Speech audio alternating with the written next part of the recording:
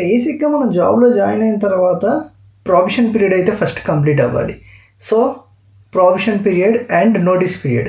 మీరు జాబ్‌లో నుంచి క్విట్ అయ్యేటప్పుడు లేదా వేరే జాబ్‌కి మారేటప్పుడు ఈ కంపెనీలో రిజైన్ ఇచ్చినప్పుడు నోటీస్ పీరియడ్ అనేది సర్వ్ చేయాలి. సో, అసలు ఈ ప్రొబేషన్ పీరియడ్, నోటీస్ పీరియడ్ అంటే ఏంటి? ఎందుకు? అనేది ఇప్పుడు డిస్కస్ చేసుకుందాం.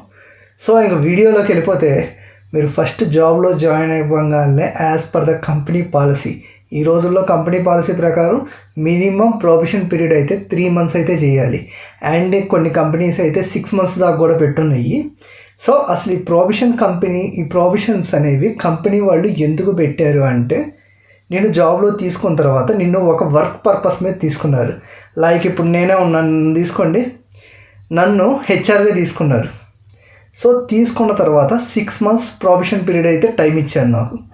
ఈ 6 మంత్స్ వాళ్ళు ఏంటి అంటే నన్ను పరిశీలిస్తారు. సో అసలు ఈడు జాబ్ చేస్తున్నాడా లేదా, చేస్తున్నట్టు నటిస్తున్నాడా, వీడికి నిజంగా వర్క్ వచ్చా రాదా, లేదు ఏమన్నా వర్క్ ఇస్తే చేస్తున్నాడా ఎస్కేప్ అవుతున్నాడా, ఇలాంటివన్నీ గమనిస్తారు. ప్రొబేషన్ అంటే పరిశీలన. సో మొత్తం పరిశీలిస్తారు. మీరు కనుక అంటే మీకు ఒకవేళ వర్క్ సరిగా రాకపోయినా మీరు వర్క్ చేయడానికి ట్రై చేస్తున్నారు అనుకోండి, చాలు, ఎక్కువ అవసరం లేదు. సో చెప్పిన వర్క్ చేస్తున్నాడు, చెప్పినట్టే చేస్తున్నాడు.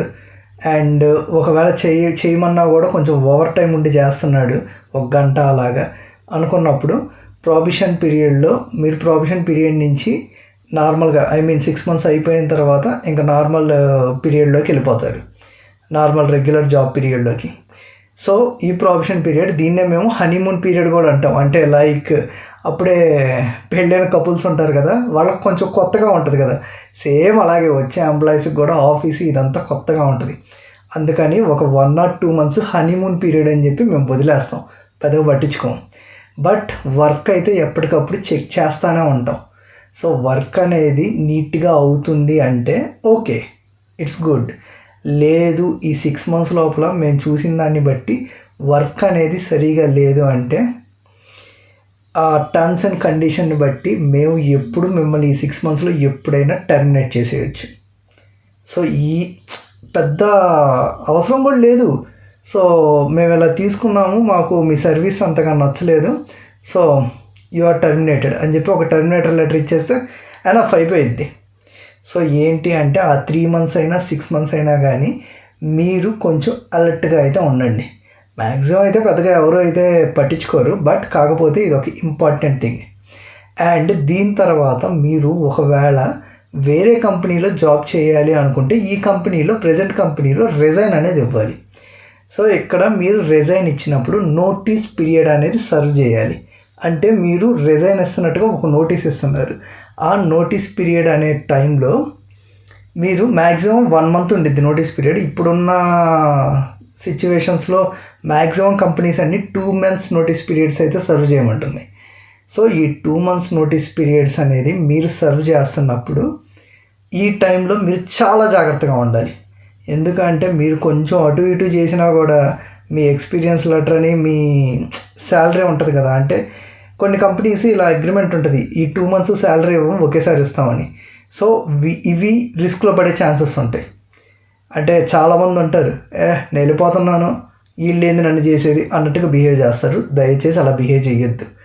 ఏంటి అంటే ఈ నోటీస్ పీరియడ్లోనే మీరు చాలా జాగ్రత్తగా ఉండాలి.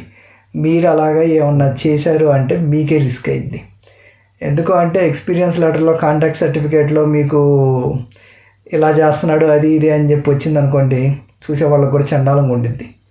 అండ్ మీ గురించి బ్యాక్గ్రౌండ్ వెరిఫికేషన్కి కూడా కంపెనీ వాళ్ళకి కాల్ చేసినా వాళ్ళు నెగిటివ్ ఫీడ్బ్యాక్ ఇస్తే బాగోదు కదా. అప్పటిదాకా మీరు బాగుండి ఆ మంత్లో మీరు కానీ ఏమన్నా చేశారు అంటే మీ మీద ఉన్న ఇంప్రెషన్ మొత్తం పోద్ది. సో ఇలాంటివి ఏమీ చేయకండి. అండ్ నీట్గా అయితే నోటీస్ పీరియడ్ సర్వ్ చేసి, అండ్ నోటీస్ పీరియడ్ సర్వ్ చేసిన తర్వాత నోట్ డ్యూ సర్టిఫికేట్ అయితే ఒకటి ఉండిద్ది, అదైతే ఫిల్ చేయాలి. చేసిన తర్వాత నీట్గా మొత్తం సబ్మిట్ చేస్తే మీ ఎక్స్పీరియన్స్ లెటర్ అవన్నీ మీరు ఎగ్జిట్ అయిపోయిన తర్వాత అయితే వస్తాయి.